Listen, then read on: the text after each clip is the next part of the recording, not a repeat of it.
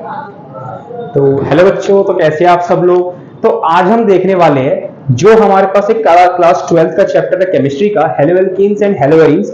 उसमें एक टॉपिक आता है आपका SN1 रिएक्शन और आपकी SN2 रिएक्शन। आज हम उसी को समझेंगे। एक बहुत ही शॉर्ट हमारी बहुत ही शॉर्ट वीडियो होने वाली, जिसमें हम पूरा SN1 और SN2 एकदम डीप में समझ लेंगे कि हमारे पास होता क्या है। तो देखिए, जो हमारे पास SN1 और SN2 रिएक्शन होती है, हम इसमें डिफरेंशिएट करेंगे डायरेक्टली। जो हम SN1 रिएक्शन होती है, इसको हम बोलते हैं न्यूक्लियोफिलिक सब्स्टिट्यूशन यूनिमॉलिक्यूलर रिएक्शन। और जो हमारी SN2 रिएक्शन होगी, इसको हम बोलेंगे न्यूक्लियोफिलिक सब्स्टिट्यूशन बाइमॉलिक्यूलर रिएक्शन। ठीक है, तो आगे बढ़ते हैं, इसको डिफरेंशिएट करते हैं। और सबसे पहला जो हमारा इसमें पॉइंट है वो ये है कि SN1 is a two step reaction. मतलब कि SN1 में जब रिएक्शन होगी तो इसमें हमारे दो स्टेप इन्वॉल्व होते हैं। ऑन द अदर साइड जो हमारी SN2 होती है, इसमें सिर्फ एक ही स्टेप हमारा क्या होता है, इन्वॉल्व होता है रिएक्शन के अंदर। ठीक है, सेकंड पॉइंट हमारा क्या है, इसमें मैंने आपको एक रिएक्शन शो करी है। यही हमारी क्या होती है, SN1 रिएक्शन, और ये हमारी क्या होती है, SN2 रिएक्शन। जो हमारी SN1 रिएक्शन होगी, इसमें क्या होता है, ये एक तो हमारी ये टू स्टेप रिएक्शन होगी। तो कैसे होगी उसको देख लेते हैं। इसमें जो आपका स्टार्टिंग मटेरियल है, जो हमारा सबस्ट्रेट है, वो क्या है, alkyl halide RX। X can भी आपका कोई भी हैलोजन हो सकता है, आपका आयोडीन, ब्रोमीन, क्लोरीन, फ्लोरीन।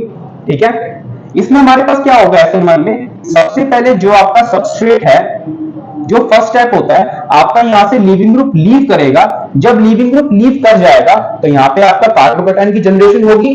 ठीक है, इसमें आपके पहले स्टेप में क्या होता है, आपके कार्बोकैटायन की जनरेशन होती है। और फिर इसका दूसरा स्टेप होता है जब न्यूक्लियोफाइल आएगा और कार्बोकैटायन पे क्या करेगा, अटैक कर देगा। ठीक है, सेकंड स्टेप हमारे पास क्या है, न्यूक्लियोफाइल आके कार्बोकैटायन पे अटैक करके क्या बना देगा, आर न्यूक्लियोफाइल। ये आपका एक प्रोडक्ट बन गया। मतलब कि लीविंग ग्रुप लीव कर गया और न्यूक्लियोफाइल ने उसकी जगह ले ली, तो हम इसको क्या बोलते हैं, एक सब्स्टिट्यूशन रिएक्शन। और कौन सी होगी, न्यूक्लियोफिलिक सब्स्टिट्यूशन यूनिमॉलिक्यूलर। जो हमारी SN2 रिएक्शन है, इसमें क्या है, इसकी रिएक्शन भी देख लेते हैं। ये हमारे पास क्या है, एक सबस्ट्रेट है जिसको मैं रिएक्टेंट बोल सकता हूं। ठीक है, अब हमारे पास क्या होगा, जब मैं इसमें न्यूक्लियोफाइल का अटैक करवाऊंगा तो इसमें मेरा न्यूक्लियोफाइल बैक साइड से अटैक करेगा।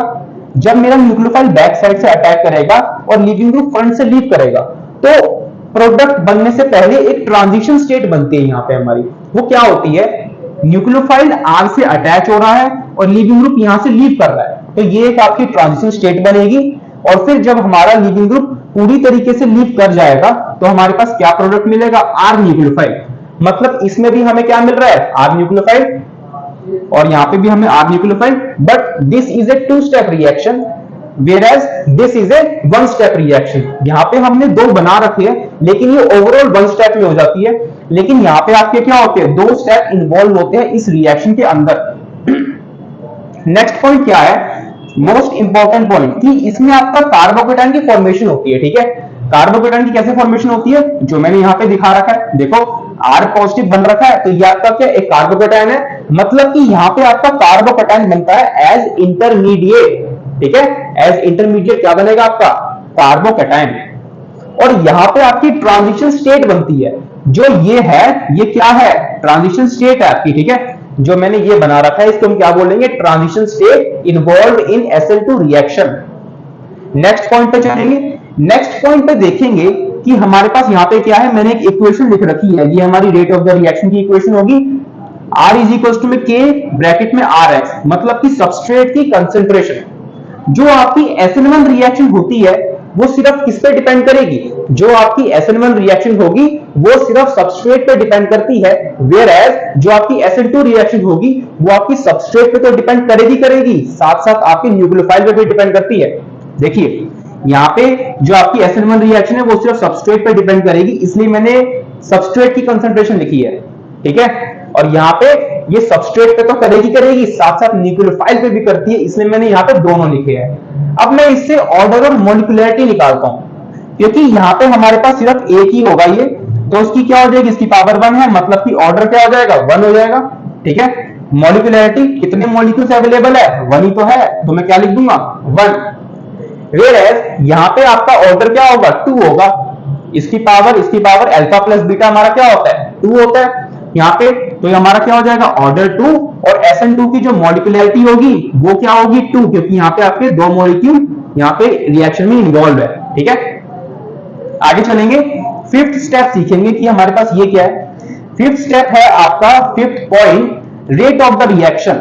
अब यहाँ पे आपका होता क्या है, जब आपका लीविंग ग्रुप लीव करता है SN1 में, तो यहाँ पे आपका कार्बोकैटायन बनता है। और जैसे कि हमने प्रीवियस क्लासेस में पढ़ा हुआ है, अपनी 11th क्लास में भी हमने पढ़ा है कि आपका जो 3 डिग्री कार्बोकैटायन जनरेट होगा वो क्या होता है, मोर स्टेबल होता है देन 2 डिग्री देन 1 डिग्री, क्योंकि आपको यहाँ पे जब 3 डिग्री कार्बोकैटायन जनरेट होता है तो उससे हमारे हमारे कार्बन अटैच्ड होते हैं, जो कि प्लस आई इफेक्ट से वो क्या करेंगे, इलेक्ट्रॉन्स को डोनेट करेंगे। तो यहाँ पे हमारा क्या होगा, 3 डिग्री कार्बोकैटायन की रेट ऑफ द रिएक्शन ज्यादा होगी, मतलब ये पहले रिएक्शन दे देगा देन 2 डिग्री देन 1 डिग्री, क्योंकि हमारा यहाँ पे कार्बोकैटायन बनता है। इसमें देखेंगे, इसमें आपका क्या होता है, न्यूक्लियोफाइल पे इलेक्ट्रॉन डेंसिटी बहुत ज्यादा होती है, तो वो उस वाले पे जल्दी अटैक करेगा जहां पे स्टेरिक हिंड्रेंस कम होगी। तो यहाँ पे क्या होता है कि आपकी 3 डिग्री में स्टेरिक हिंड्रेंस बहुत ज्यादा होती है, इसलिए इसकी रेट ऑफ द रिएक्शन क्या होगी, कम हो जाएगी, लेकिन 1 डिग्री की ज्यादा होगी।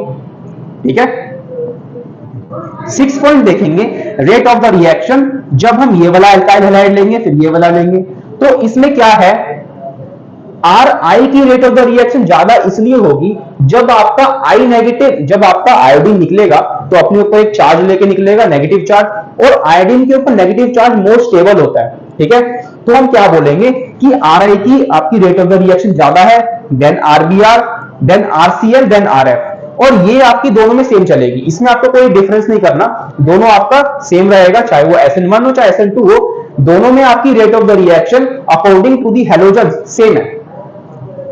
नेक्स्ट पॉइंट क्या कहता है कि आपका जो SN1 रिएक्शन होगी इसमें आपके पोलर प्रोटिक सॉल्वेंट्स यूज होते हैं, और SN2 में आपके पोलर एप्रोटिक सॉल्वेंट यूज होते हैं। पोलर प्रोटिक सॉल्वेंट वो सॉल्वेंट होते हैं जहां पे आपके एक कंपाउंड में इलेक्ट्रोनेगेटिव एटम और हाइड्रोजन के बीच का बॉन्ड प्रेजेंट होगा, तो वो मेरे क्या होते हैं, पोलर प्रोटिक सॉल्वेंट्स।